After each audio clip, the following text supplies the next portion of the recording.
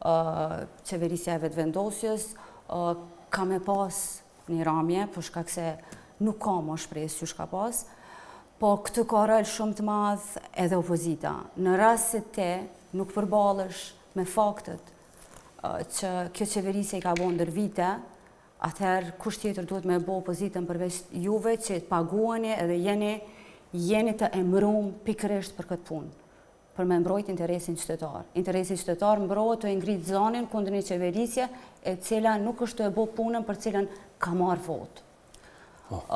Mas 28 vjetorit, që ishte pyetja kryesore,